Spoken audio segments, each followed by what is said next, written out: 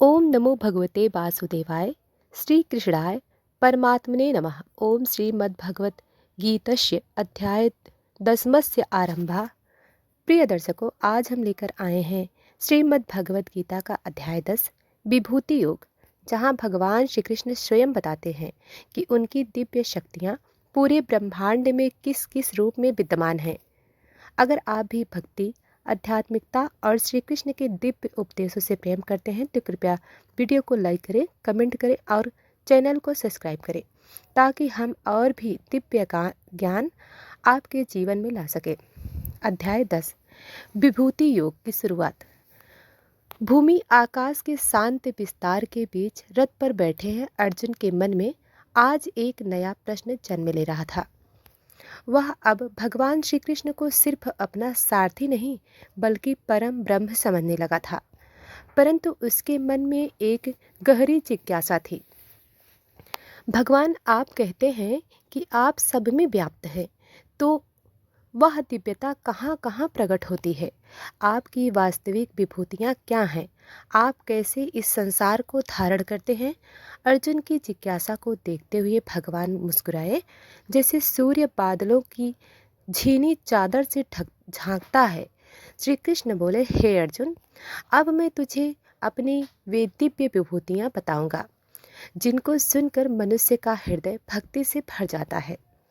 भगवान कहते हैं, ना मैं विदु सुरकड़ा प्रभावम न महर्षया, अर्थात देवता भी मेरे उद्यम को नहीं जानते, क्योंकि मैं ही देवताओं और ऋषियों का कारण हूँ। यह सुनकर अर्जुन विस्मित हो गया। आगे श्री कृष्ण भगवान कहते हैं, ईश्वर का जन्म नहीं होता, वह सबका कारण है। अर्जुन, यह सारा सृष्टि चक्र मुझसे प्रकट होता है। मैं ही सबका बीज हूँ, मैं ही सबका आधार हूँ। यहाँ भगवान यह बताते हैं कि संसार बदलता रहता है, लेकिन ईश्वर ही अस्थायी सत्य है।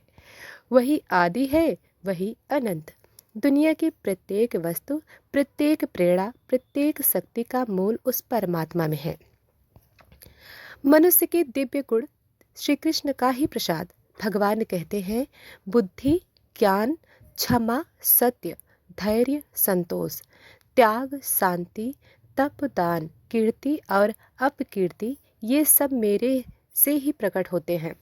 इसका अर्थ यह है कि अगर किसी के भीतर शांति, प्रेम, धैर्य, तपस्या, सत्य जैसी भावनाएं हैं, तो वह सिर्फ उसके संस्कारों की वजह से नहीं, भगवान की कृपा की वजह से है।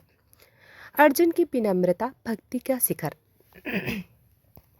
अर्जुन विनम्र होकर कहता है, भगवान, मैंने आपको परम सत्य, परम पुरुष, परमेश्वर, सबका कारण मान लिया है, लेकिन प्रभु, मैं आपकी विभूतियों को सुनना चाहता हूँ। मैं जानना चाहता हूँ कि आप इस संसार में कहाँ कहाँ प्रकट हैं। उसकी यह विनती आज किसी एक मनुष्य की नहीं, बल्कि पूरे मानव समाज की जिज्ञासा का प्रतीक है। हर भक्त जानना चाहता है, भगवान कहाँ हैं, कौन सा रूप सबसे महान है, कहाँ उनकी उपस्थिति सबसे उज्जवल है। कृष्ण कहते हैं, मेरी विभूतियाँ अनंत हैं, परंतु कुछ बताता हूँ। कृष्ण भगवान कहते हैं, हे अर्जुन, मेरी विभूतियाँ अनंत हैं।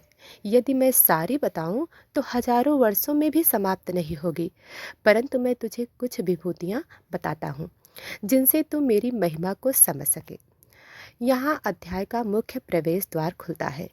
विभूति का अर्थ दैवी शक्ति, परमात्मा की झलक, वह रूप जहाँ कृष्ण सबसे श्रेष्ठ रूप में चमकते हैं।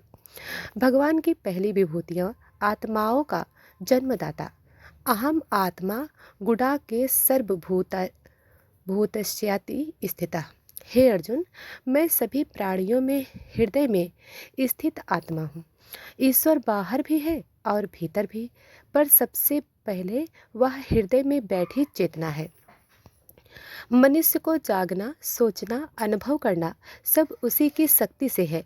देवताओं में मैं विष्णु का सर्वोत्तम रूप हूँ। कृष्ण कहते हैं, देवताओं में मैं विष्णु हूँ, अर्थात जो भी शक्तिशाली, पूजनीय, असीम बल वाला, असीम करुणा वाला देव रूप है, वह कृष्ण का ही प्रकट पहलू है।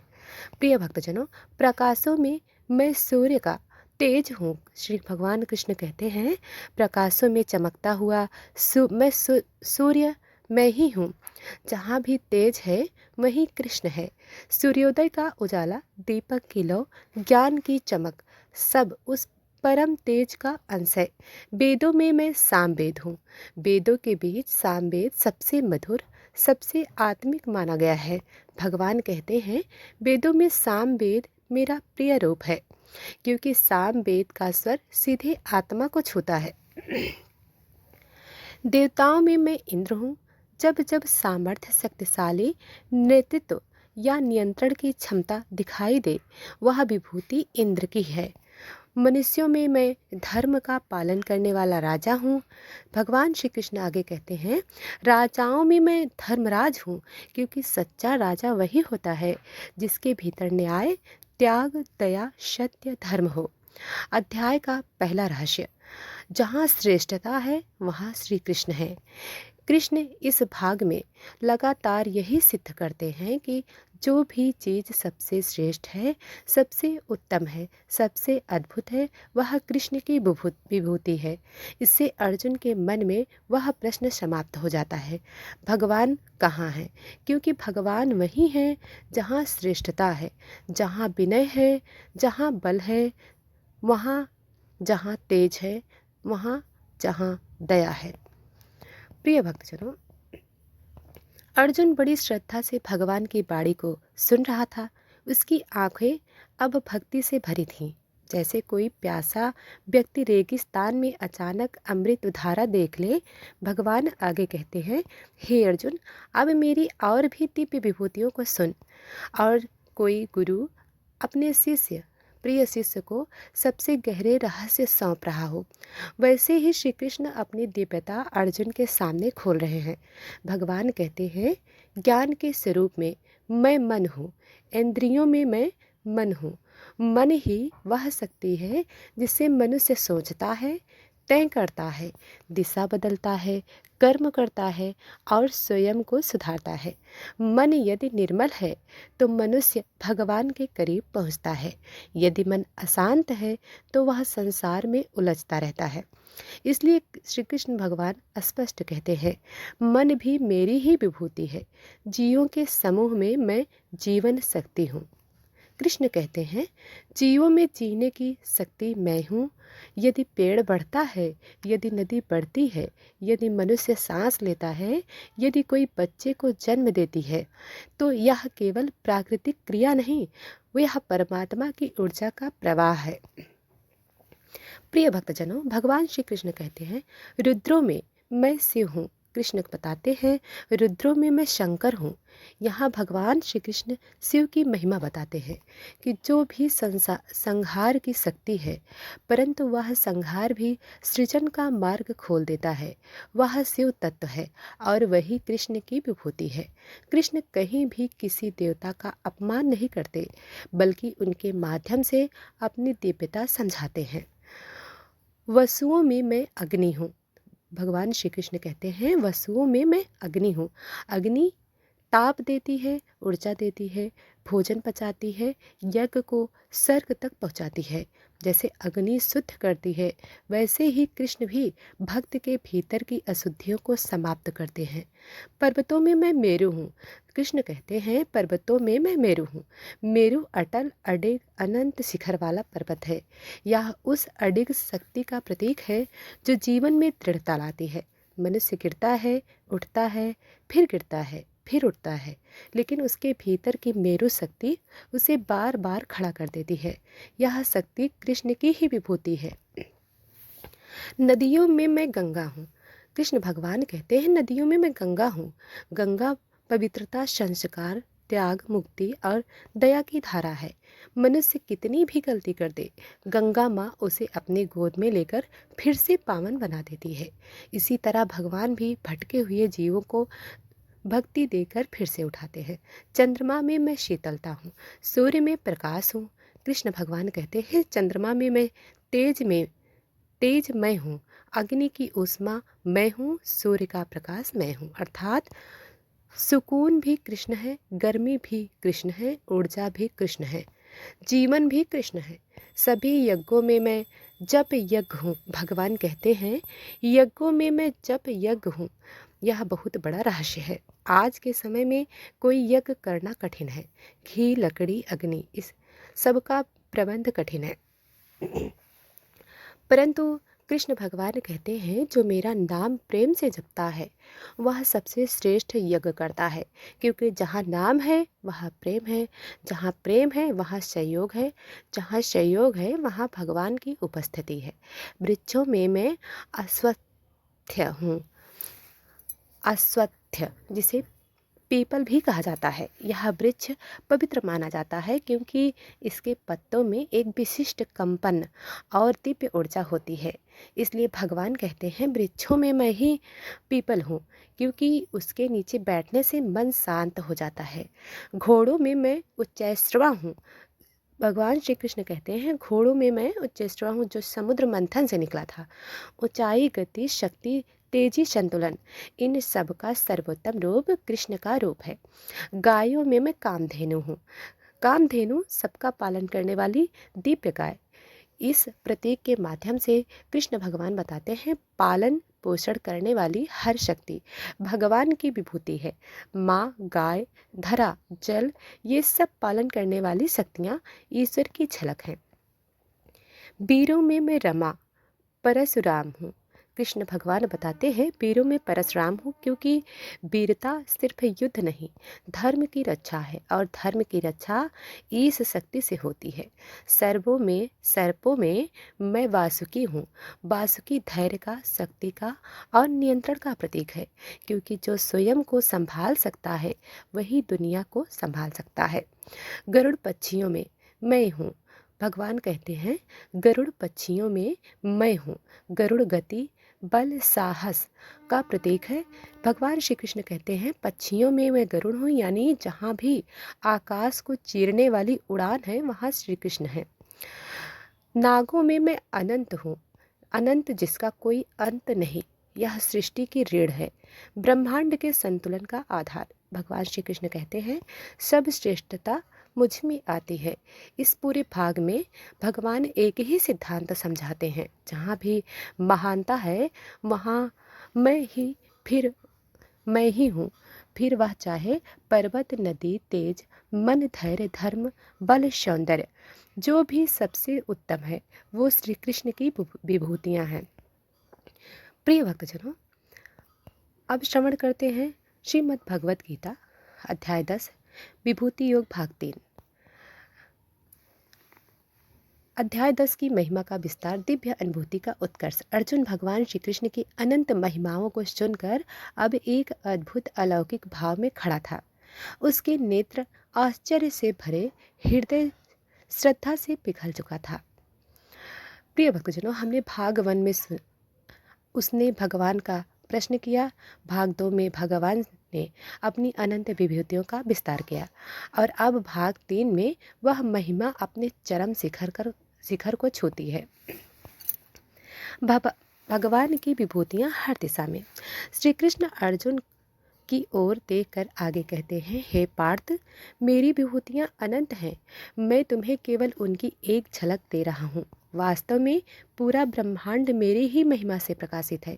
यहाँ कृष्ण बताते हैं जिसमें बल है वहाँ मैं हूँ, लेकिन वह बल अहंकार रहित धर्म युक्त होना चाहिए। जिसमें तेज है, प्रखरता है, वह मेरा ही प्रकाश है। जो रचना सुंदर है, जो बुद्धि उज्ज्वल है, सब मेरी झलक है। ज्ञानियों में मैं व्यास हूँ, विद्वानों में मैं शुक्राचार्य हूँ। गंध का स्रोत मैं हूँ, रस का सार भी मैं हूँ। मैं ही अग्नि में ज्वाला, जल में प्रवाह और प्राणियों में मैं जीवन हूँ। कृष्ण भगवान बताते हैं और अर्जुन का मन उस विशाल स्वरूप को महसूस करने लगता है, मानो हर कण कण में कृष्ण का प्रकाश नृत्य कर रहा हो। मैं ही सबका आरंभ, मध्य और अंत हूँ। भगवान श्री कृष्ण कहते हैं, हे अर्जुन, सृष्टि के प्रारंभ से लेकर विनाश तक जो भी घटित होता है वह सब मेरे ही विधान से चलता है। यह सुनकर अर्जुन को समझ आने लगता है कि जो कुछ वह अब तक शक्तियाँ समझ रहा वह वास्तव में एक ही परम सत्ता की अभिव्यक्ति है। नंबर 3, भगवान स्वयं उदाहरण बताते हैं अत्यंत विस्तृत रूप में। यह भाग अध्याय 10 का सबसे सर्वोत्तम ज्ञान है, महत्वपूर्ण ज्ञान है। श्री कृष्ण कहते हैं, देवों में मैं इंद्र नहीं, मैं वासुकी ही हूँ। आकाश में मैं सूर्य का अद्वितीय तेज हूँ। वेदों में मैं सामवेद, यज्ञों में मैं जप यज्ञ हूँ जो मन को शुद्ध करता है। योद्धाओं में मैं राम हूँ, पर्वतों में मैं हिमालय हूँ, नदियों में मैं गंगा हूँ, पक्षियों में मैं गरुड़ हूँ, घोड़ों में उच्चैश्रवा हूँ जो समुद्र मंथन से निकला था, गायों में मैं कामधेनु, सर्पों में अनंत हूँ, ऋषियों में मैं नारद हूँ, न्याय करने वालों में मैं यम हूँ, विजयी होने की इच्छा वह भी मैं हूँ। यहाँ कृष्ण यह नहीं कह रहे कि वे इनमें से कोई हैं, वे कह रहे हैं इन सब की श्रेष्ठता मेरा ही अंश है, अर्थात श्रेष्ठता जहाँ भी है मैं वहीं हूँ। यह गीता का गहराई वाला संदेश है जो जीवन बदल देता है। प्रिय भक्तजनों, नंबर 4, भगवान का एक वाक्य पूरे अध्याय का सार। कृष्ण भगवान कहते हैं, हे अर्जुन, इस ब्रह्मांड की संपूर्ण विभूतियाँ, संपूर्ण शक्तियाँ मेरे एक अंश मात्र से ही प्रकट होती हैं। ध्यान दीजिए, एक अंश मात्र अर्थात संपूर्ण विराट ब्रह्मांड भगवान की महिमा का सिर्फ एक छोटा सा हिस्सा है। जो हम देखते हैं, जो हम सुनते हैं, जो अनुभव करते हैं, सब उनका एक छोटा सा प्रकाश है। नंबर 5, अर्जुन की चेतना का परिवर्तन। अब अर्जुन सिर्फ सुन नहीं रहा, वह अनुभव कर रहा। उसकी आंखें नम है, मन रोमांच से भर गया, हाथ जोड़कर होकर भगवान की ओर खड़े होकर झुक जाते हैं। अर्जुन कहते हैं, हे कृष्ण, हे भगवान, अब मैं समझ गया, आप ही सबके मूल हैं।